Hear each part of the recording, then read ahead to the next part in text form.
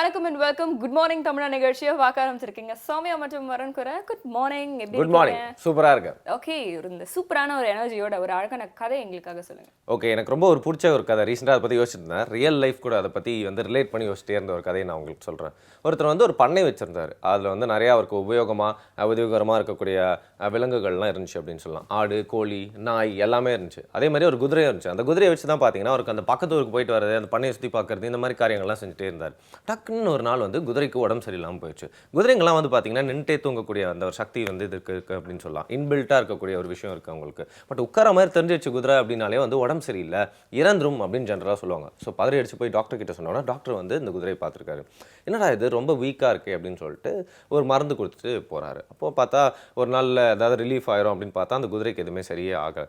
திருப்பியும் டாக்டர் கூப்பிட்றாங்க. அடுத்த நாளும் வர்றாரு, ஒரு மருந்து கொடுக்குறாரு. அப்போ ஒரு விஷயத்தையும் சொல்லிட்டு போகிறாரு. பாருங்கள், நேத்தியே கொடுத்த மருந்துக்கு சரியாக இருக்கணும், பட் இப்போவும் பார்த்தா குதிரைக்கு ஏதோ வேறு மாதிரி ப்ராப்ளம் தான் இருக்குது அப்படின்னு நினைக்கிறேன் அப்படின்னு சொல்லிட்டு எதுக்கும் பாருங்கள், இன்னும் 3 நாளில் அந்த மருந்து கொடுத்து சரியாகலன்னா என்கிட்ட சொல்லுங்கள், குதிரை இறந்துடும் எப்படி இருந்தாலும் அப்படின்னு சொல்லிட்டு ஒரு மாதிரியான ஒரு கவலையான தகவல் சொல்லிட்டு போயிட்டாரு. அதாவது இனிமேல் எல்லாமே ஆண்டவன் கையில் தாங்க இருக்குது அப்படிங்கிற மாதிரி. அப்போன்னு பார்த்தீங்கன்னா அந்த குதிரை வச்சிருந்தருக்கு ஒரே மன கஷ்டமாக போயிடுச்சான். அப்பா நம்ம யூஸ் பண்ணிட்டே இருந்த குதிரை இறந்துருமோ அப்படின்னு சொல்லிட்டு ரொம்ப யோசிச்சுட்டே இருந்தாராம்.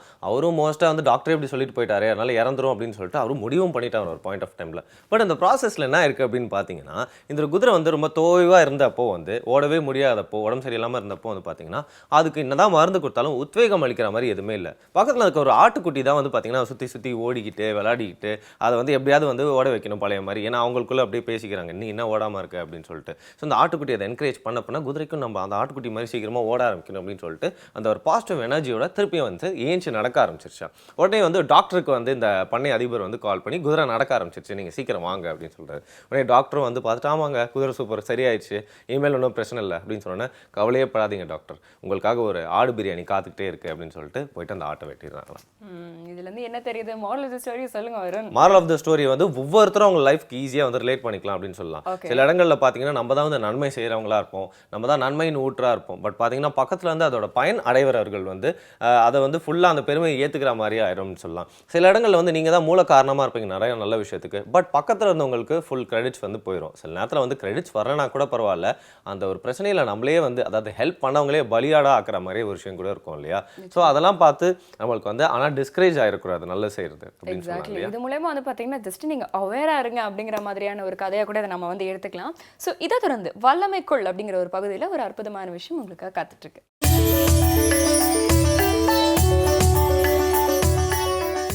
தினம் நம்ம ஒரு ஆசனம் பார்த்துட்டு இருக்கோம். அந்த வகையில் நம்ம இன்றைக்கி பார்க்க போகிறது சூரிய நமஸ்காரம்.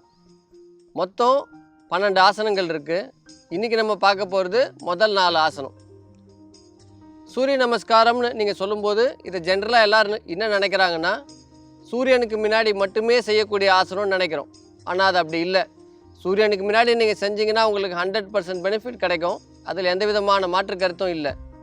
அதே சமயத்தில் சப்போஸ் டைமே இல்லை அப்படின்றவங்க இந்த ஆசனத்தை உங்கள் வீட்டு மொட்டை மாடியிலையோ இல்லை உங்கள் வீட்டோட ஹால்லையோ கூட இதை பண்ணலாம், தவறே கிடையாது. முதல் 15 டேஸ் நீங்கள் இதை தொடர்ந்து செய்யும்போது 15 டேஸ்க்குள்ளே உங்களுக்கு கண்டிப்பாக 1 கிலோ வெயிட் குறையும். ஸ்டார்டிங்கில் 20 டைம்ஸ்லாம் செய்யாத ஒரு 5 டைம்ஸ் பண்ணுங்கள், அப்புறம் ஒரு 10 டைம்ஸ் பண்ணுங்கள். கொஞ்சம் கொஞ்சமாக இன்க்ரீஸ் பண்ணிகிட்டே வாங்க. அப்போ தான் உங்களுக்கு பெனிஃபிட் நல்லா கிடைக்கும். சின்ன குழந்தைங்க இந்த ஆசனங்களை செய்யும்போது உங்களுக்கு ஃப்ளெக்சிபிலிட்டி நல்லா கிடைக்கும். அந்த வகையில் நம்ம இன்றைக்கி முதல் 4 ஆசனத்தை இப்போ பார்ப்போம்.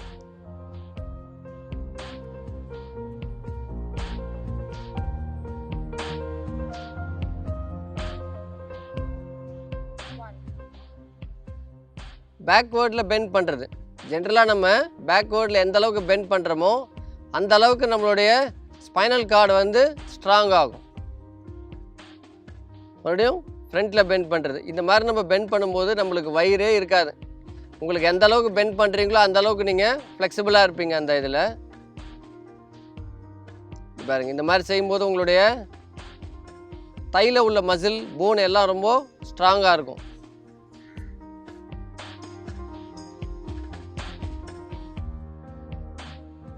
இந்த ஆசனம் செய்யும்போது உங்களுக்கு ஜென்ரலாக நார்மல் ப்ரீதிங்கில் தான் இருக்கணும். இந்த 4 யோகாவும் செய்யும்போது நீங்கள் நார்மல் ப்ரீதிங்கில் தான் இருக்கணும்.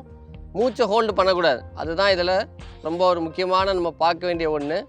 இந்த யோகாசனத்தை இந்த 4 நம்ம இப்போ பார்த்தது பர்ஃபெக்ட் போஸ்டர். சப்போஸ் என்னால் இந்த மாதிரி பண்ணவே முடியல, ரொம்ப சிம்பிளாக தான் சார் பண்ண முடியும் அப்படின்னா அது எந்த மாதிரி பண்ணுறதுன்றதை இப்போ நம்ம பார்ப்போம்.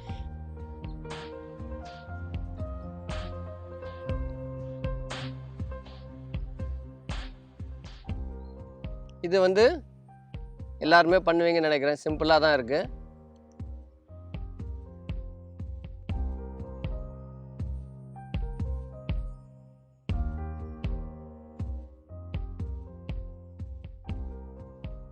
ரொம்ப பெரிய வயிறு இருக்கிறவங்களுக்கு இந்த அளவு கூட பெண்ட் பண்ண முடியாது. உங்களால் எந்த அளவுக்கு பெண்ட் பண்ண முடியுமோ அந்த அளவுக்கு பெண்ட் பண்ணால் போதும். இந்த ஆசனம் செய்ய வரலன்னா பரவாயில்ல, 2-3 நாள் விட்டுட்டு கூட செய்யுங்க. இது எல்லாராலையும் செய்ய முடியும்னு நினைக்கிறேன். இன்னைக்கு நம்ம சூரிய நமஸ்காரம் முதல் 4 பகுதியை பார்த்துருக்கோம். கம்ப்ளீட் போஸ்டரையும் பார்த்தோம். செய்ய முடியாதவங்க எப்படி செய்யலான்றதையும் பார்த்தோம். இதை நீங்கள் செய்யும்போது உங்களோட ஃப்ளெக்சிபிலிட்டி இன்க்ரீஸ் ஆகும், உங்களுடைய வெயிட்டு நல்லா குறையும். இன்னிலேருந்து இதை நீங்கள் செய்ய ஆரம்பிங்க. மீண்டும் நாளைக்கு உங்களை சந்திக்கிறேன். நன்றி, வணக்கம். ஒரு ஓட முடியாத குதிரை மாதிரி தான் நம்மளும் வந்து தினம் காலையில் வந்து சில நேரத்தில் வந்து ஃபீல் பண்ணுறதுக்கான வாய்ப்பு இருக்குது அப்படின்னு சொல்லலாம். பட் அந்த மாதிரி வந்து என்றைக்குமே ஓடிட்டு இருக்க குதிரையாக இருக்கணும். ஒரு குதிரையாக நம்ம வந்து உட்காந்துடவே கூடாது. அப்படின்னா இந்த மாதிரி வல்லமை கொள்கிற பகுதியை நம்ம மிஸ் பண்ணிடவே கூடாது. எக்ஸாக்ட்லி. ஏன்னா இந்த ஒரு பகுதியில் நம்ம கற்றுக்கிற விஷயங்கள் வந்து பார்த்தீங்கன்னா உடம்புக்கும் மனசுக்கும் சேர்த்து பேரலான ஒரு எஃபெக்ட் வந்து நம்மளுக்கு வந்து கொடுக்குது அப்படின்னு வந்து சொல்லலாம். ஸோ இந்த மாதிரியான விஷயங்கள் வந்து நிச்சயமாக வந்து தவற விடாதீங்க. இதை தொடர்ந்து எக்கச்சக்கமான விஷயங்கள் உங்களுக்காக காத்துட்டு இருக்கு. ஒரு சின்ன விளம்பர இடைவேளைக்கு அப்புறமா தொடர்ந்து பேசலாம். இது உங்கள் குட் மார்னிங் தமிழா.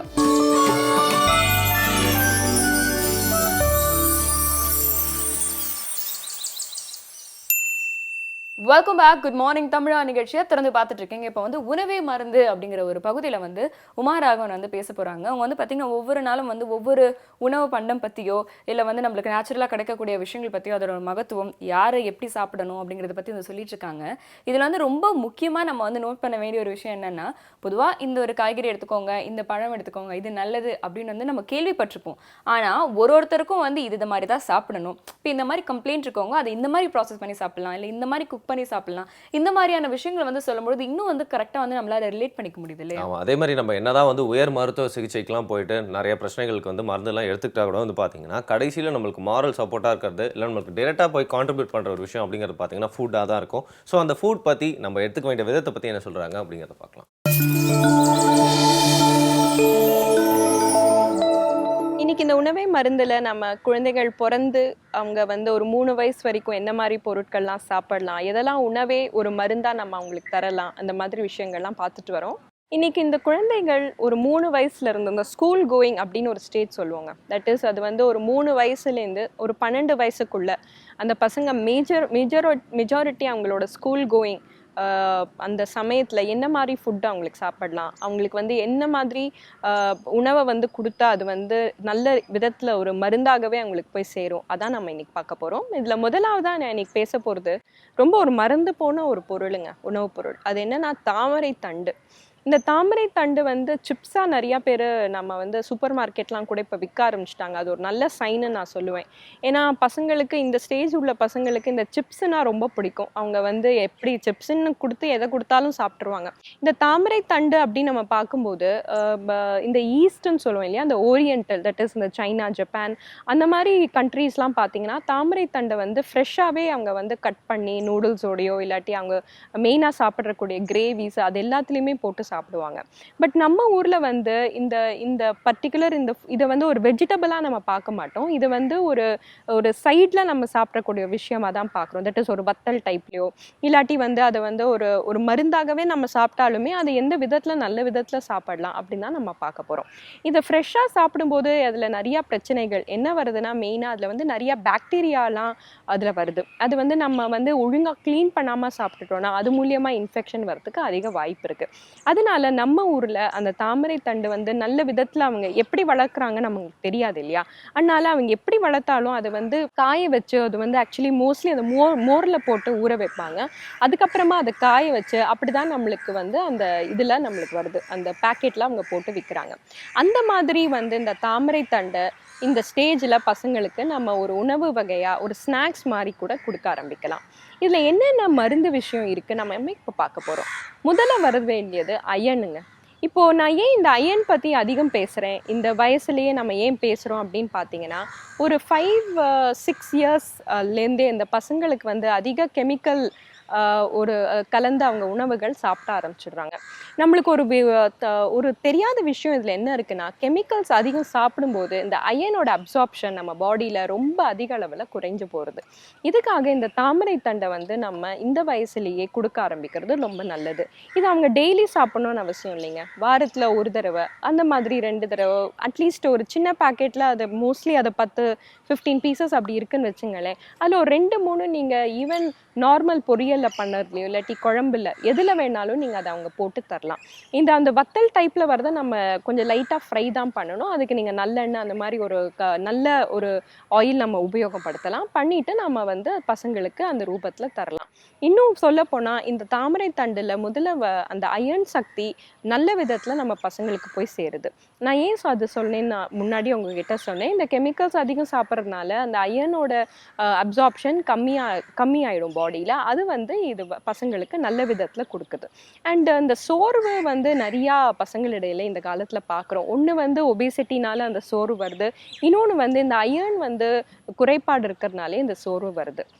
இந்த அயர்ன் பற்றி நான் பேசும்போது பெண் குழந்தைகள், தட் இஸ் கேர்ள்ஸ், அந்த ஸ்டேஜில் இருக்கிற கேர்ள்ஸ்க்கு நான் முக்கியமாக ஒன்று சொல்லுவேங்க. தட் இஸ் அந்த 8 வயசுலேருந்து அந்த கேர்ள்ஸுக்கு அவங்களுக்கு அடுத்த ஸ்டேஜ் அவங்க போகணும் இல்லையா, அந்த ஸ்டேஜுக்கு தேவையான அவங்க பாடியில் இருக்கிற சத்துக்கள் வந்து டெவலப் ஆக ஆரம்பிச்சிடும். அந்த சத்துக்களுக்கு நம்ம வந்து இந்த தாமரை தண்டை வந்து நம்ம அயர்ன் சத்து வந்து நம்ம கொடுக்கறது ரொம்ப நல்லது. இந்த தாமரை தண்டோட இன்னொரு நல்ல விஷயம் பார்த்தீங்கன்னா, லிவர் கிளீனர், தட் இஸ் அந்த லிவரில் இருக்கிற எல்லா அந்த ஃபேட்டிலிருந்து எல்லாமே அதை க்ளீன் பண்ணி அவங்களுக்கு அது கொடுக்கும். அது வந்து ஒரு நல்ல விதத்தில் அவங்க அதிகமான சீஸு இந்த மாதிரி பொருட்கள்லாம் இந்த ஸ்டேஜில் நம்ம பசங்களை அதிகம் நீங்கள் சாப்பிடக்கூடாது அப்படிலாம் சொல்ல முடியாது. ஸோ அவங்க அந்த மாதிரி சாப்பிட்டா கூட இந்த தாமரைத்தண்டை அவங்களுக்கு நம்ம கொடுக்கலாம். இந்த தாமரைத்தண்டோட இன்னொரு முக்கியமான விஷயம் பார்த்தீங்கன்னா ஃபைபர். ஸோ ஒவ்வொரு இதுலேயுமே ஃபைபர் ரொம்ப அதிக அளவில் இருக்கும், அந்த நார் சத்து. அதுவும் அந்த பசங்களுக்கு நல்ல விதத்தில் போய் சேரும். ஸோ ஒரு பொருள் அவங்க சாப்பிட்டா கூட இந்த ஒரு பொருளை இத்தனை மருந்து சக்தியோட இன்னும் டேஸ்டியாகவும் அவங்களுக்கு நம்ம கொடுத்தோன்னா அவங்க ரொம்பவே ஆசைப்பட்டு அதை சாப்பிடுவாங்க. அண்ட் அவங்களோட சிஸ்டத்தில் இதை வந்து நம்ம நல்ல விதத்தில் கொண்டு வந்துடலாம். இந்த மாதிரி இன்னும் நிறையா பல நல்ல விஷயங்களை நம்ம இனிமேலும் நாளைக்கு பார்க்கலாம். நன்றி, வணக்கம். நல்ல விஷயம் சொன்னாங்க Uma Raghavan, thank you so much. And சில இடங்களில் வந்து பார்த்தீங்கன்னா நல்ல இன்க்ரீடியன்ஸ்லாம் போட்டு தான் வந்து சூப்பரான குக்கிங்லாம் வந்து நடத்துவாங்க. ஆனால் வந்து அவங்க செய்யும் முறை வந்து சரியில்லாததுனாலே வந்து பார்த்தீங்கன்னா அதுக்கான எஃபெக்டே இல்லாமல் போயிடும். சில நேரத்தில் வந்து இல்லை எஃபெக்ட்ஸும் வந்துடும் அப்படின்னு கூட வந்து சொல்லலாம். இப்போ நம்ம ஊட்டச்சத்துலாம் வந்து இழந்துருவீங்க, ஃப்ரை பண்ணாதீங்க அப்படிங்கிறத காலங்காலமாக சொல்லிட்டு தான் வரும். பாயில் பண்ணி சாப்பிடுங்க, முடிஞ்ச அளவுக்கு வந்து அதில் வந்து சக்தியெல்லாம் போகாமல் பார்த்துக்கோங்க அப்படின்னு சொல்லிட்டு. பட் நம்மளோட முறையே வந்து சுத்தமாக வந்து இந்த மாதிரி தான் சமைக்கணும் அப்படிங்கிற மாறிட்டதுனால அதில் இருக்க ஊட்டச்சத்து அப்படிங்கிறத நம்ம வந்து பெறதுக்கு வாய்ப்பே இல்லை அப்படின்னு தான் சொல்லலாம். ஸோ அதையும் தாண்டி நம்ம வந்து சப்ளிமெண்ட்ஸ் எல்லாம் தேடி போக வேண்டிய நிலைமை இருக்கு. ஸோ நம்ம எடுக்கிற உணவே ஒரு சப்ளிமெண்ட்டாக நம்ம மாற்றிக்கணும் அப்படிங்கிறத இந்த பகுதியில் நம்ம தெரியும். நிச்சயமா சின்ன சின்ன நுணுக்கமான விஷயங்களும் நாம வந்து தவற விட்ட விஷயங்களும் வந்து உமா ராகவன் வந்து சொல்லிட்டு இருக்காங்க. இது சொல்லும்போது ஒரு சின்ன ஞாபகம் வந்தது. வந்து இட்லி வந்து வீட்டில் எப்படி செய்வாங்க, இந்த ஒரு இட்லிக்குன்னு வந்து ப்ரிஸ்கிரைப்டா வந்து ஒரு குண்டா மாதிரி இருக்கும், அந்த பிளேட்ஸ் இருக்கும், அதில் வந்து நம்ம வந்து செய்வோம். மோஸ்ட்லி அதை பார்த்தீங்கன்னா அலுமினியத்தில் வந்து இருக்கும். அலுமினியத்தோட வந்து ஃபுட்டு வந்து டைரக்ட் கான்டாக்டாக இருந்ததுன்னா அந்த அலுமினியத்தோட தன்மையும் அந்த ஃபுட்டுக்கு வந்து டிரான்ஸ்ஃபர் ஆகிடும். அதனால தான் வந்து அப்பத்துலேருந்து முன்னோர்கள்லாம் என்ன பண்ணுவாங்கன்னா அதில் வந்து ஒரு துணி ஒன்று வச்சிருப்பாங்க. அந்த துணியை போட்டு அந்த துணி மேலே வந்து மாவு வந்து ஊற்றுவாங்க. ஸோ எல்லாத்துக்குமே ஏதோ ஒரு காரணம் வந்து இருக்கு. அதை நம்ம வந்து கொஞ்சம் நோட் பண்ணாலே வந்து நிறைய விஷயத்தை நம்ம வந்து புரிஞ்சுக்க ஆரம்பிக்கலாம். கண்டிப்பாக எனக்கு இன்னொரு விஷயமும் தோணுதுங்க. நிறைய பேர் பார்த்தீங்கன்னா அவங்களோட குழந்தைங்களுக்கு வந்து கோல்டு பிடிச்சிடக்கூடாது அப்படின்னு சொல்லிட்டு அவங்க வந்து வாட்டர் பாட்டில் கொடுத்து அனுப்புறப்போ வார்ம் வாட்டர், அதாவது பார்த்தீங்கன்னா கொஞ்சம் சூடாக இருக்க வாட்டரே வந்து பிளாஸ்டிக் பாட்டிலில் ஊற்றிலாம் அனுப்புறாங்க. ஸோ சொல்ல மாதிரி வந்து பார்த்தீங்கன்னா அதோட தன்மை, உணவு ரெண்டுமே சேர்த்து கெமிக்கல் ரியாக்ஷன்ஸ் ஏற்பட்டுரும். பட் இந்த மாதிரி சரியான விஷயங்கள்லாம் தெரிஞ்சுக்கணும் அப்படின்னா நீங்கள் தொடர்ந்து பாருங்க, நிறைய ரிவீலிங்கான விஷயங்கள்லாம் வந்துட்டே இருக்கு. ஒரு சின்ன பிரேக் அப்புறமா நீங்கள் பார்த்துட்டு இருக்கிறது குட் மார்னிங் தமிழா.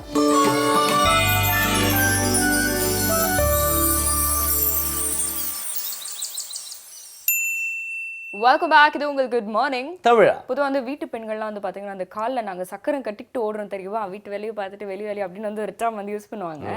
நீங்கள் என்ன காலில் மட்டும் தான் கட்டுவீங்களா? நான் உணவுலேயே வந்து சக்கரம் கட்டுவேன் அப்படின்னு சொல்லிட்டு திவ்யா செஞ்சு வந்து சேலஞ்ச் பண்ணுறேன். நைஸ். ஸ்கேட்டிங் சகோதரிகளே, உங்கள் எல்லாருக்குமே வந்து சூப்பரான பகுதி வந்துட்டு இருக்கு பாருங்க.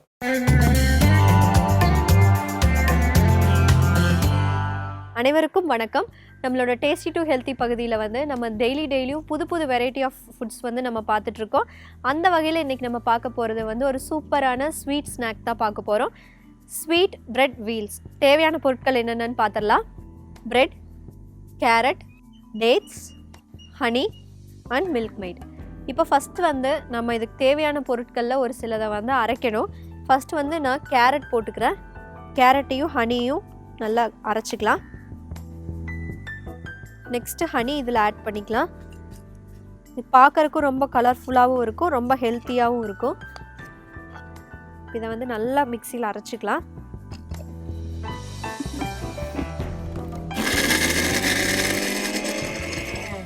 இது நல்லா பேஸ்ட் ஆயிடுச்சு. இதை வந்து ட்ரான்ஸ்ஃபர் பண்ணிக்கலாம்.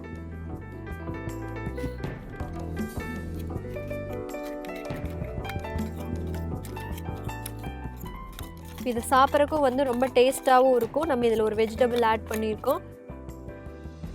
நெக்ஸ்ட் வந்து இதுலேயே நான் வந்து டேட்ஸ் போட்டுக்கிறேன். டேட்ஸில் வந்து நான் எல்லா சீடும் ரிமூவ் பண்ணி வச்சுருக்கேன். இப்போ கொஞ்சமாக இதில் ஹனி ஆட் பண்ணிக்கிறேன். ஏன்னா டேட்ஸ்லேயே வந்து நம்மளுக்கு ஸ்வீட்னஸ் இருக்கும், கொஞ்சமாக ஆட் பண்ணால் போதும். இப்போ இதை நல்லா அரைச்சிக்கிறேன்.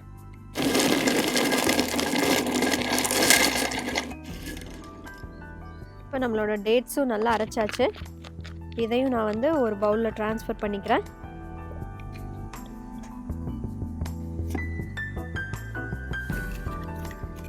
இது பார்த்திங்கன்னா ரொம்ப கலர்ஃபுல்லாகவும் இருக்கும், சாப்பிட்றக்கும் ரொம்ப டேஸ்டியாக ஸ்வீட்டாக இருக்கும்.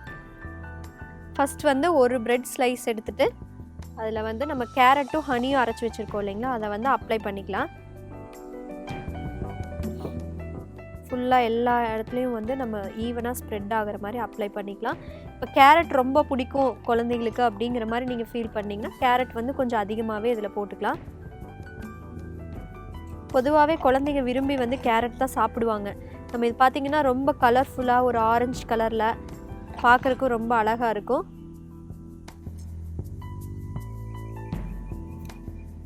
இதை வந்து ஈவனாக ஸ்ப்ரெட் பண்ணியாச்சு. நெக்ஸ்ட் வந்து ஒரு பிரெட் ஸ்லைஸ் இது மேலே வச்சுக்கிறேன். ஒரு ஜென்டில் ப்ரெஸ் கொடுத்துட்டு கொஞ்சமாக மில்க் மெய்டு இதில் போட்டுக்கிறேன். மில்க் மெய்டும் அதுலேயும் ஸ்வீட்னஸ் இருக்கும், ஸோ அதனால் இதுக்கு நம்ம ஸ்வீட் எதுவும் ஆட் பண்ண வேண்டியதில்லை. இதில் மில்க் மெய்டு ஆட் பண்ணியாச்சு. இது ஒரு எக்ஸ்ட்ரா டேஸ்ட் கொடுக்கும். திருப்பியும் இன்னொரு ஸ்லைஸ் வந்து நான் இது மேலே ப்ரெட் ஆட் பண்ணிக்கிறேன். திருப்பி ஒரு ஜென்டில் ப்ரெஸ். தென் இந்த டேட்ஸும் ஹனியும் நம்ம அரைச்சோம் இல்லைங்களா, அதையும் ஒரு லேயராக இதில் போட்டுக்கலாம். நீங்கள் வந்து வெறும் ப்ரெட் கொடுக்கறத விட இந்த மாதிரி டிஃப்ரெண்ட்டாக ஒரு கலர்ஃபுல்லாக நீங்கள் குழந்தைங்களுக்கு பண்ணி கொடுத்தீங்கன்னா விரும்பியும் சாப்பிடுவாங்க. இதில் பார்த்தீங்கன்னா நம்ம கிட்டத்தட்ட ஒரு 4 டேட்ஸ் கிட்ட போட்டிருக்கோம். இப்போ இதை வந்து அப்படியே நான் கட் பண்ணிடுறேன். இது நம்ம வந்து இதை பவுலில் ட்ரான்ஸ்ஃபர் பண்ணிக்கலாம். பார்க்குறக்கும் ரொம்ப கலர்ஃபுல்லாக அட்ராக்டிவாக இருக்கும். இது மேலே நீங்கள் லைட்டாக மில்க் மெய்ட் வேணாலும் இதில் ஸ்ப்ரெட் பண்ணிக்கலாம். இது நீங்கள் ஒரு 2 பீஸ் கொடுத்தீங்கனாலும் அவங்களுக்கு ஒரு நல்ல ஃபில்லிங்காக இருக்கும், ஹெல்த்தியாகவும் இருக்கும். இது இப்போ நம்மளோட ஸ்வீட் பிரெட் வீல் தயாராகிடுச்சு.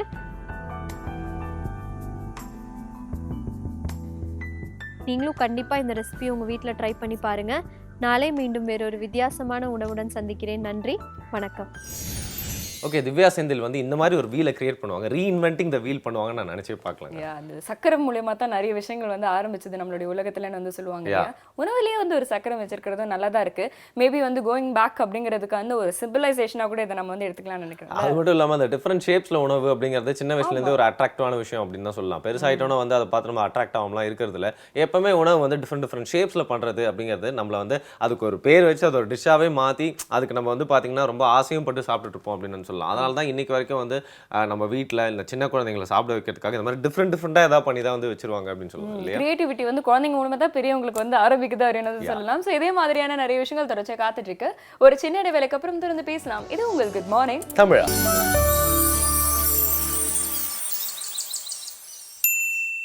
Welcome back. இது உங்களுக்கு குட் மார்னிங் தமிழா. நம்மளுடைய நிகழ்ச்சியில் குட் மார்னிங் தமிழால வந்து பார்த்தீங்கன்னா தொடக்கத்துல இருந்து நிறைய பகுதிகள் வந்து நம்ம கடந்து வந்திருக்கோம். இது எல்லாமே வந்து பார்த்தீங்கன்னா ஒரே ஒரு சென்டர் பாயிண்ட்ல தான் வந்து டிராவல் ஆகுது. அது எதுன்னு சொல்லுங்க பார்க்கலாம். மார்னிங் ஹெல்த் கரெக்டா சொன்னீங்க. ஹெல்த் அப்படிங்கறத வந்து மையமா வச்சுதானே நம்ம வந்து உடற்பயிற்சி ஆகட்டும் இல்ல உணவாகட்டும் எல்லாமே வந்து இந்த ஹெல்த் ஓரியன்டான ஒரு விஷயமா தான் வந்து இருக்கு. அவ்வளோ இம்பார்ட்டன்டான விஷயமாங்க. ஏன்னா பார்த்தீங்கன்னா ஒரு ஹோல் ஷோலே வெவ்வேறு பகுதிகளில் வெவ்வேறு ஆங்கிள் அதை சொல்லிக்கிட்டே வராங்களே. எக்ஸாக்ட்லி. ஏன் அப்படின்னு வந்து பாத்தீங்கன்னா எந்த ஒரு விஷயம் வந்து கொஞ்சம் தட்டுப்பாடா இருக்கோ அதை பத்தி தானே நம்ம அதிகமா வந்து பேச முடியும். இன்னைக்கு வந்து ஒரு மிகப்பெரிய பிரச்சனையா இருக்கிறது வந்து இந்த ஹெல்த். அது வந்து பணம் சம்மந்தப்பட்ட ஒரு விஷயமே வந்து கிடையாது. பணம் அதிகமா இருக்கிற இடத்துலயும் இருக்கு, பணம் கம்மியான ஒரு இடத்துலயும் வந்து பாத்தீங்கன்னா இந்த ஹெல்த் ப்ராப்ளம்ஸ் அப்படிங்கிறது மேண்டேட்டரியா இருக்கு. இதுக்கு நிறைய காரணங்கள் வந்து இருக்கு அப்படின்னு வந்து சொல்லலாம் இல்லையா? நிச்சயமா. அதாவது பார்த்தீங்கன்னா ஹெல்த் பற்றி பேசுறதுக்கு சில பேருக்கு மட்டும்தான் வந்து முழு ஆற்றலும் எக்ஸ்பீரியன்ஸும் இருக்குது அப்படின்னு சொல்லலாம்.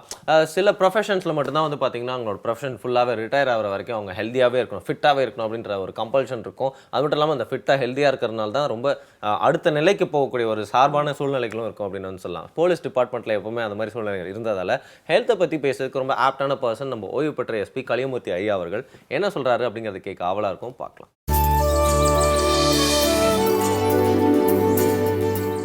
இன்று நான் உங்களிடம் உடல்நலம் பற்றி பேச வேண்டும் என்று விரும்புகின்றேன். வாழ்வின் முதலாவது இன்பமும் முழுமையான இன்பமும் உடல்நலமே. இன்பத்தினுடைய உயிர்கோட்பாடு உடல்நலம், உடல்நலத்தினுடைய உயிர்கோட்பாடு உடற்பயிற்சி. ஒரு மனிதன் தன்னுடைய மனதையும் தன்னுடைய உடலையும் சேர்த்தே பேணி பாதுகாக்க கடமைப்பட்டவன். உடலை பேணாமல் மனதை மட்டுமோ, மனதை பேணாமல் உடலை மட்டுமோ ஒருவன் வளர்த்தானே ஆனால் அது ஒரு நிறைவடையாத வெற்றியாகத்தான் அவனுடைய வாழ்க்கை முடியும். உடலெனும் கோவிலை வலுவான பயிற்சிகளினால் வளர்த்தெடுப்பதற்கு தினமும் 1 மணி நேரத்தையாவது தயவு செய்து ஒதுக்குங்கள். ஒரு வாரத்திற்கு 168 மணி நேரம். தினமும் 1 மணி நேரம் ஒதுக்கினீர்களே ஆனால் கூட ஒரு வாரத்திற்கு 7 மணி நேரம் மட்டுமே உடற்பயிற்சிக்காக நீங்கள் ஒதுக்குகின்ற நேரமாக இருக்கும். இதிலே உடற்பயிற்சியின் போது உடல் வலிக்கத்தான் செய்யும். ஒன்று தெரியுமா நண்பர்களே? Pain is the best teacher. எந்த ஒன்றையும் 21 நாட்கள் நீங்கள் தொடர்ந்து செய்வீர்களே ஆனால் அது உங்களுடைய வாழ்க்கையிலே ஒரு பழக்கமாக மாறிவிடும். பழகும் வரைக்கும் பாதை கடினம், பழகிவிட்டால் பயணம் சுலபம். உடற்பயிற்சி, விளையாட்டு இதன் மூலமாக மட்டுமே நாம் மனதைரியம், விட்டு கொடுக்கும் மனப்பான்மை, உடல் வலு, மனபலம், இப்படிப்பட்ட ஒழுக்கம் பலவற்றை நாம் பெற்றுக்கொள்ள முடியும். ஒவ்வொரு மனிதனுக்கும் உளவியல் கூற்றுப்படியே ஒரு பொழுதுபோக்கு அவசியம். உடற்பயிற்சி என்பது உபயோகமான பொழுதுபோக்கு என்பதை நாம் மறந்துவிடக்கூடாது. 1 மணி நேரம் டிவி பார்த்தா அதனால எதுவும் வரப்போறதில்ல. ஆனால் 1 மணி நேரம் உடற்பயிற்சி செஞ்சீங்கன்னா அது உங்கள் உடலிலேயே நிலைத்து இருக்கும் என்பது இதனுடைய பொருள். எல்லாருக்கும் இது தெரியும். ஆனால் எங்கே கோளாறு? எல்லாரும் ஏன் செய்யறதில்லை? It is not the awareness of health practices that is lacking, but only the implementation is lacking. We should bridge the gap between the knowledge and practice. Knowing something and doing something. எல்லாருக்கும் எல்லாம் தெரியும். Exercise பண்ணால் உடம்பு நல்லாயிருக்கும், கொஞ்சமாக சாப்பிட்டா உடம்பு நல்லாயிருக்கும் அப்படின்னு. ஆனால் நம்ம செய்கிறோமான்னா இல்லை. செய்யணுங்கிறது தான் முக்கியம். நம்முடைய முன்னோர்கள் இதை முழுமையாக உணர்ந்த காரணத்தினால்தான் விசையொரு பந்தினை போல் நான் வேண்டியபடி செல்லும் உடல் கேட்டேன் அப்படிம்பாம் பாரதி. எப்படி சொல்லியிருக்கான் பாருங்க. உள்ளம் திருக்கோயில், ஊனுடம்பு ஆலயம், திருமந்திரம். கோயில் மாதிரிடா உடம்பு. கோயிலில் போகும்போது எப்படி சுத்தமாக போவியோ அது மாதிரி இது உள்ளே போகிறதெல்லாம் சுத்தமானதாக போகணும். உடம்பால் அழியின் உயிரால் அழிவர், திடம்பட மெய்ஞானம் சேரவும் மாட்டார். உடம்பை வளர்க்கும் உபாயம் அறிந்தே உடம்பை வளர்த்தேன் உயிர் வளர்த்தேனேம்பரு திருமூலர். என்ன அர்த்தம்? உயிர் போயிடுச்சுன்னா உடம்பு அழகி போகும்னு எல்லாருக்கும் தெரியும். ஆனால் உடம்பு கெட்டு போச்சுன்னா உயிர் அதில் தங்காதுங்கிறத நம்ம தெரிஞ்சுக்கணும். உடம்பை வளர்ப்பதற்குரிய உபாயத்தை ஒருவன் உணர்ந்து கொண்டானே ஆனால் அது என்ன? உடற்பயிற்சி, கொஞ்சமாக சாப்பிட்றது. இதை தெரிஞ்சுக்கிட்டா அவங்க உயிரை வளர்க்கலாம். எல்லாரும் ரொம்ப நாளைக்கு உயிரோடு இருக்கணும்னு நினைக்கிறோம்ல, அப்போ அதை செய்யணும்ல. நம்ம செய்கிறோமான்னா இல்லை. அங்கே தான் தவறே. The true value of anything can be realized only in two occasions, before getting it and after losing it. நம்ம உடலினுடைய உண்மையான மதிப்பு எப்போ தெரியும் தெரியுமா? இந்த உடல் நமக்கு கிடைக்காத போது, அல்லது அந்த உடலினுடைய வலுவை நாம் இழந்த பிறகுதான், நோயின் மூலமாக பறிகொடுத்த பிறகுதான் நமக்கு அது தெரியும் என்று பொருள். பிறக்கிறதுக்கு முன்னாடி குறையில்லாமல் பிறக்கணும். அரிது அரிது மானிடராய் பிறத்தல் அரிது, அதனின் அரிது கூன் குருடு செவிடின்றி பிறத்தல்ன்றான். அந்த கிடைச்சதை நம்ம எப்படி காப்பாற்றுறோம்? கிடைத்ததை ஈத்தோர் பிறவி மதித்திடுமின் அப்படின்னு சொல்லுவாங்க. இந்த கிடைச்ச பிறவியை நம்ம எப்படி மதிக்கிறோம், எப்படி மதிக்கணும் அப்படிங்கிறது முக்கியம். Increasing the waste line is decreasing the life line என்று நான் கூறுவதுண்டு. வயிற்று சுற்று அதிகரிக்க அதிகரிக்க வாழ்க்கை சுற்று குறைந்துவிடும். இப்படி பேசிகிட்டு இருக்கும்போது காவல்துறை அதிகாரியாக இருக்கீங்களே, எனக்கு ஒரு உதவி செய்யுங்கன்னு ஒருத்தர் கேட்டார். ஒரு தடவை என்னன்னு கேட்டேன். ஒரு 200 கிலோ வெயிட்டோடு உட்காந்து வேக வேகமாக சாப்பிட்டுட்டு இருக்காரு. அவர் கேட்குறாரு என்கிட்ட, சார் இந்த தொப்பையை குறைக்கணுன்னா என்ன செய்யணும் அப்படின்னு கேட்டார். நான் சொன்னேன், தொப்பையை நீங்கள் குறைக்கணுன்னா அதில் போடுற குப்பையை நீங்கள் குறைச்சிங்கனாலே ஆட்டோமேட்டிக்காக தொப்பை குறைஞ்சிரும் அப்படின்னு சொன்னேன். இந்த இடத்துல நான் இதை சொல்கிறதுக்கு காரணம், நம்ம எதுக்கோ லைஃப் போயிடுச்சும்போம். பணம் போய்விட்டாலோ, வீடு போய்விட்டாலோ, காதல் தோல்வி விட்டுறாலோ, கார் காணா போச்சுனாலோ, வாழ்க்கையை போயிடுச்சுன்னு எப்படி சின்ன சின்ன விஷயங்களுக்கெல்லாம் சொல்கிறோம். உண்மையில் வாழ்க்கை போகிறதில்ல. அதிலெல்லாம் வாழ்க்கை போயிடுச்சுன்னா இங்கே இந்த இடத்துல இருக்குது பாருங்கள், ஓடிட்டுருக்கு இல்லையா இதயம், அது நின்று போனால்தான் வாழ்க்கை போனதாக அர்த்தம். அது எப்போ நிற்கும் தெரியுமா? நீங்கள் நின்னா அது நிற்கும். அது தொடர்ந்து ஓடணும்னா நீங்கள் தொடர்ந்து ஓடணும், அல்லது நடக்கவாவது செய்ய வேண்டும். நாம் இதயத்தை தொடர்ந்து ஓட வைத்தால்தான் நாம் வாழ்க்கையை தக்க வைத்து கொள்ளலாம். இதயம் தொடர்ந்து ஓடுவதற்கு நாம் தொடர்ந்து ஓட வேண்டும், அல்லது நடக்கவாவது செய்ய வேண்டும். தினமும் உடற்பயிற்சிக்காக, உடல் நலத்திற்காக சிறிது நேரத்தை ஒதுக்குவோம். அப்படி ஒதுக்குவதன் மூலமாகத்தான் exercise is the shortest route to கிரேவ்யார்டுன்னு நான் சொல்கிறது உண்டு. எல்லோரும் எக்ஸசைஸ் பண்ணால் ரொம்ப நாளைக்கு உயிரோடு இருக்கலாம், நீங்கள் ஷார்ட்டஸ்ட் ரூட்னு சொல்கிறீங்களே அப்படின்ட்டு. நான் அதற்கு சொல்கிற பதில், எக்ஸசைஸ் பண்ணால் டப்புன்னு இறந்துருவான். எக்ஸசைஸ் பண்ணலைன்னா பிபி சுகர்னு மருத்துவமனை வழியாகத்தான் சுடுகாட்டுக்கு செல்ல வேண்டும். அதனால் அது லாங்கஸ்ட் ரூட்டுமே. அப்படிலாம் நீங்கள் போக வேண்டாம், நம்ம யாரும் போகக்கூடாது. உண்மையாக நம்ம நேசிக்கிற நம்மளுடைய பிள்ளைகளையோ மனைவியையோ அல்லது உற்றார் உறவினரையோ நம்ம ஐசியூக்குள்ளே படுத்துக்கிட்டு அவங்க வெளியில் கண்ணீர் சிந்தாமல் இருக்கணும்னா, அந்த சூழ்நிலையை தவிர்க்க வேண்டுமென்றால் நம்முடைய உடலை நாம் பேணி பாதுகாக்க வேண்டும். அதுதான் நமக்கும் நல்லது, நம்முடன் இருப்பவர்களுக்கும் நல்லது. உடலை போன்ற மிக அருமையான சொத்து உலகத்தில் எதுவுமே கிடையாது. அதனை நாம் போற்றி பாதுகாக்க வேண்டும் என்பதற்காக இதனை கூறுகின்றேன். இதனை கூறுவதற்கு எனக்கு ஓரளவு தகுதி இருப்பதாகவே நான் நினைத்ததனால் இதனை கூறுகின்றேன். தொடர்ந்து நீங்கள் பின்பற்ற வேண்டும் என்று வேண்டுகின்றேன். நன்றி, வணக்கம். மீண்டும் நாளை சந்திப்போம். ஹெல்த்தை பற்றி பேசுறதுக்கு நான் ஆப்டான பர்சன் சொன்னேன் இல்லையா, நம்ம ஓய்வு பெற்ற எஸ்பி கலியமூர்த்தி ஐயா அவர்களும் பார்த்தீங்கன்னா ஹெல்த் அப்படிங்கிறத வந்து வேரியஸ் ஆஸ்பெக்டில் பார்த்துருப்பாங்க.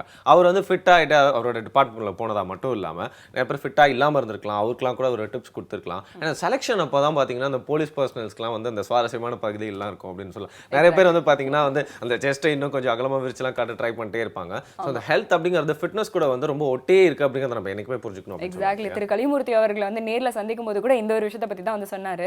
ரிட்டையர் ஆக வரைக்கும் வந்து பார்த்தீங்கன்னா அந்த ஃபிட்னஸ் அப்படிங்கிறத ஏன் இன்னைக்கு கூட வந்து மெயின்டைன் பண்ணிட்டே இருக்கேன். ஏன்னா வந்து அது ஒரு போலீஸ் ஜாபுக்காக மட்டும் கிடையாது, அது என்னோட ஒரு வாழ்க்கை முறையாவே நான் வந்து பார்க்க ஆரம்பிச்சிருக்கேன். அவரை பார்த்து நம்மள இன்ஸ்பயர் ஆகலாம் அப்படின்னு சொல்லலாம். ஸோ இதே மாதிரி வந்து தொடர்ந்து எங்களை வந்து இன்ஸ்பயர் பண்ணிட்டே இருங்க சார். இது தொடர்ந்து எக்கச்சக்கமான விஷயங்கள் காத்துட்டு இருக்கு. ஒரு சின்ன இடைவெளிக்கு அப்புறம் தொடர்ந்து பேசலாம். இது உங்கள் குட் மார்னிங் தமிழ்.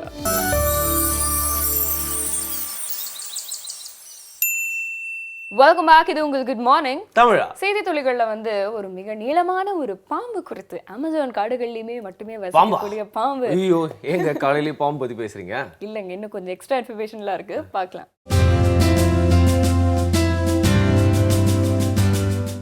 செய்தி துளிகள்ல வந்து மிக நீளமான பாம்பு அப்படிங்கிற ஒரு தலைப்போட வந்து நம்ம வந்து ஆரம்பிக்கலாம். நீங்க காலையில ஒரு ஏனியை பத்தி பேசுங்க பாஸ்டர், எங்க பாம்பை பத்தி பேசுறீங்க?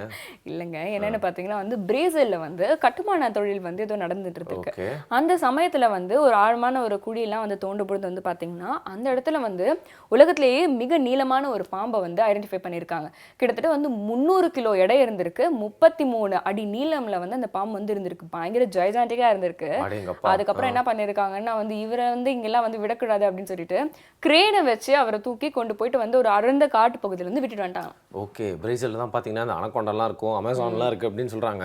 அங்கே தான் வேர்ல்ட்ஸ் நீளமான பாம்பு வந்து பார்த்தீங்கன்னா ஒரு கட்டுமான பணி செய்கிற இடத்துல கண்டுபிடிச்சிருக்காங்கன்னா அப்போ காட்டுக்குள்ளே வந்து இயற்கை எவ்வளோ ரகசியங்களை ஒழிச்சு வச்சிருக்கோ இல்லையா? எக்ஸாக்ட்லி. அமேசான் காடுகளில் வந்து இன்னும் நிறைய இடங்கள் வந்து இன்னும் கண்டுபிடிக்கவே முடியாத ஒரு இடங்கள்லாம் வந்து இருக்குன்னு கூட நல்லது. சொல்றாங்க. என்ன சொல்கிறீங்க? அதெல்லாம் யாருமே போகாமலே விட்டுறலாம் அப்படி. ஆனால் இதே மாதிரி தான் வந்து பார்த்தீங்கன்னா ஆதி டைமில், அதாவது வந்து ஏன்ஷியன்ட் டைமில் வந்து மனிதர்கள் என்ன மாதிரி வாழ்ந்தாங்க அப்படிங்கிறது எல்லாருக்குமே ஒரு நம்ம படிச்சிருப்போம், அசம்ஷன்ஸும் இருக்கும் அப்படின்னு சொல்லலாம். நாட்டிங்ஹாம் அப்படிங்கிற இடம் இருக்கு இல்லையா இங்கிலாண்டில், அங்கே வந்து பார்த்தீங்கன்னா ஏன்ஷியன்ட் டைமில் மக்கள்லாம் வாழ்ந்த ஆதி மனிதர்கள் வாழ்ந்த குகைகளை நிறைய கண்டுபிடிக்க ஆரம்பிச்சிருக்காங்களாம். ஸோ இது வந்து பார்த்தீங்கன்னா அங்கே இருக்க பீப்புளுக்குள்ளேயே வந்து தகவல் பரிமாற்றம் மூலியமாக வந்து சூப்பராக ஒரு அண்டர்ஸ்டாண்டிங்கில் செய்யப்பட்ட அந்த முயற்சி வந்து பார்த்தீங்கன்னா ஒரு நாளைக்கு 2 கேவ் அப்படிங்கிற வகையில் அதை கண்டுபிடிச்சி வந்து பார்த்தீங்கன்னா அந்த 22 கேவ் கண்டுபிடிச்சிருக்காங்க. அதில் வந்து மோஸ்ட்டாக எல்லாமே அவங்க தங்கின வீடுகள் மாதிரி இருந்திருக்கு. இல்லை மீதம் உள்ளதெல்லாம் வந்து பார்த்தீங்கன்னா இறந்தவர்கள் அவங்க முன்னோர்கள்லாம் வந்து அடக்கம் செய்யப்பட்ட கல்லறைகளாகவும் இருந்திருக்கு அப்படின்னு வந்து சொல்லலாம். நம்ம ஊரில் ஏதாவது கேவ் கண்டுபிடிக்கலாம்னு பார்த்தா எங்கே மலையே காணாமல் போயிருது. ஏன் நீங்க வேறங்க, கண்டுபிடிச்சதையும் நம்ம ஆட்கள் போயிட்டு வந்து மூடி மறைச்சிடுறாங்க. நாமே இது இந்த மாதிரியான விஷயங்கள்லாம் வந்து நடந்துட்டு இருக்கு. ஸோ பப்ளிக் சப்போர்ட் அப்படிங்கிறது ரொம்ப முக்கியம் அப்படிங்கிறது புரியுது. ஓகே, இதை தாண்டி இன்னொரு சின்ன ஒரு ஆய்வு வந்து இங்கிலாந்துல வந்து பண்ணியிருக்காங்க. இப்போ பொதுவா வந்து பாத்தீங்கன்னா வந்து குழந்தை வந்து பிறக்குது இல்லையா, குழந்தை பிறந்து 7 மாத காலம் வரைக்கும் வந்து இந்த இம்யூனிட்டி வந்து கம்மியா இருக்கும். அதனால வந்து ஆரோக்கியத்துல வந்து பிரச்சனை வர்றதும் தோல் சார்ந்த பிரச்சனைகள் வந்து அதிகமா அந்த 7 மாதத்துக்குள்ள வந்து வரதை வந்து நோட்டீஸ் பண்ணியிருக்காங்க. சரி, இதுக்கு என்ன தீர்வு அப்படின்னு யோசிக்கும் பொழுது பிரெக்னெண்டா இருக்கும்போதே, அதாவது கருவில் இருக்கும்பொழுதே வந்து பாத்தீங்கன்னா இதுக்கான ஒரு உபாயத்தை வந்து நம்மளால கண்டுபிடிக்க முடியும் அப்படின்னு சொல்லிட்டு இங்கிலாந்துல இருக்கிற டாக்டர்ஸ் வந்து இப்போ ப்ரூவ் பண்ணியிருக்காங்க. என்ன அப்படின்னா இந்த மாதிரியான ஆரோக்கியம் வந்து சார்ந்த பிரச்சனைகளுக்கும் இந்த சருமம் சார்ந்த பிரச்சனைகளுக்கும் வந்து ஒரு தீர்வு விட்டமின் B3 தான். இந்த விட்டமின் B3 எதுல இருக்கு அப்படின்னு வந்து பாத்தீங்கன்னா மீன், ஆட்டு இறைச்சி, கோழி இறைச்சி, அதுக்கப்புறம் வந்து பாதாம், முந்திரி பருப்பு, இந்த விஷயங்கள்ல தான் இருக்கு. ஸோ என்ன பண்ணியிருக்காங்கன்னா ஒரு 500 கர்ப்பிணி பெண்களை வந்து தேர்வு செஞ்சு அவங்களுக்கு வந்து பாத்தீங்கன்னா ஆரம்ப காலகட்டத்தில இருந்து அவங்களுடைய டெலிவரி வரைக்கும் இந்த உணவு முறையை வந்து ஃபாலோ பண்ண சொல்லியிருக்காங்க. அதை வந்து மானிட்டரும் பண்ணியிருக்காங்க. அதுக்கப்புறம் பிறந்த எல்லா குழந்தைங்களுக்குமே பாத்தீங்கன்னா ஆரோக்கியமா இருந்திருக்கு, இந்த தோல் பிரச்சனைகளே இல்லையா. ஓகே, இதே மாதிரி வாழ்க்கையில் உத்வேகம் தரக்கூடிய ஒரு விஷயம் தான் நான் வந்து சொல்ல போகிறேன். ஒரு ஸ்டோரி, ரியல் லைஃப் ஸ்டோரி அப்படின்னு சொல்லலாம். பங்களாதேஷில் வந்து ஒரு குழந்தை வந்து பிறந்திருக்கு. அப்போ வந்து டாக்டர்ஸ்லாம் அவங்களோட பேரண்ட்ஸ் கிட்ட போய் சொல்கிறாங்க இந்த குழந்தை வந்து இறந்தே பிறந்திருக்கு அப்படின்னு சொல்லிட்டு. ரொம்ப கவலையாயிட்டு அதுக்கப்புறம் அழுகையெல்லாம் முடிஞ்சு அதுக்கப்புறம் அந்த ஊர்வலம்லாம் முடிஞ்சு அந்த குழந்தைய போய் ப்ராப்பராக அடக்கம் பண்ணணும் அப்படின்னு சொல்லிட்டு அந்த போயிட்டு அடக்கம் பண்ணிவிட்டு எல்லாம் திரும்புகிறப்போ ஏதோ ஒரு சவுண்டு, ஹாஸ்பிட்டலில் தானே குழந்தை அழுற சத்தம் கேட்கும், இப்போ நம்மளுக்கே அந்த மாதிரி கேட்குது அப்படின்னு சொல்லிட்டு எல்லாருமே கொஞ்சம் விட்டு கேட்டால் அந்த உள்ளே புதைக்கப்பட்ட குழந்தை வந்து அழ ஆரம்பிச்சிருச்சான். எப்படி இருந்திருக்கும்னு யோசிச்சு பாருங்க. இந்த வரைக்கும் இந்த மாதிரி ஒரு சுச்சுவேஷன் நம்ம வந்து படத்தில் தான் பார்த்துருப்போம். பட் உள்ளே வந்து தோண்டி புதைக்கப்பட்ட குழந்தை இறந்துச்சுன்னு டாக்டராலேயே சொல்லப்பட்ட குழந்தை வந்து உள்ளே இருந்து அழுதுச்சு அப்படின்னா எப்படி இருக்குன்றதுனால அந்த பதட்டமாக அதை தோண்டி உள்ள இருக்க குழந்தை எடுத்து பார்த்துருக்காங்க. அதுக்கப்புறம் தான் தெரிஞ்சிருக்கு அது இன்னும் உயிரோட இருந்திருக்கு அப்படின்னு சொல்லிட்டு. அதுக்கப்புறம் என்ன பண்ணாங்களா, ஹாஸ்பிட்டல் கூட்டு போனாங்களா? ஹாஸ்பிட்டல் கூட்டு போயிட்டு தேவையான சிகிச்சைகள்லாம் செஞ்சுட்டு திருப்பி வீட்டுக்கு கூட்டு போயிட்டாங்க ஜாலியாக. இந்த மாதிரியான விஷயங்கள்லாம் நம்ம கனவுல கூட வந்து நடக்குமா அப்படின்னு தான் வந்து ஆமாம், யோசிச்சிருப்போம். இறந்து பிறந்தது அப்படிங்கிற மட்டும் இல்லாமல் இறந்து பிறந்து அந்த மாதிரி வந்து பார்த்தீங்கன்னா திருப்பி ஒரு லைஃப்குள்ளேயே வந்திருக்காரு இன்னொரு முயற்சி. எந்த அளவுக்கு ஒரு முயற்சி வந்து ஒரு உத்வேகம் வந்து இருந்திருக்கும் அப்படிங்கிற ஒரு விஷயத்த வந்து காலையில கேட்கும்போது கொஞ்சம் மோட்டிவேட்டிங்காக தான் இருக்கு இல்லையா. இதை இருந்து உங்களுக்காக ஒரு தார் ஆஃப் த டே காத்துட்டு இருக்கு. அதை பார்த்துட்டு இன்னும் ரொம்ப மோட்டிவேட்டடா இந்த நாளை நீங்க ஸ்டார்ட் பண்ணுங்க. எக்ஸாக்ட்லி. திருப்பியும் நாளை காலை புது தகவலோட புது பரிமாற்றத்தோட உங்களை வந்து சந்திக்கிற வரைக்கும் பாபாய் சொல்லிட்டு எஸ்கேப் ஆகுது உங்களோட பெஸ்ட் ஃப்ரெண்ட்ஸான வருண் மற்றும் சாமி ஆன் குட் மார்னிங் தமிழா.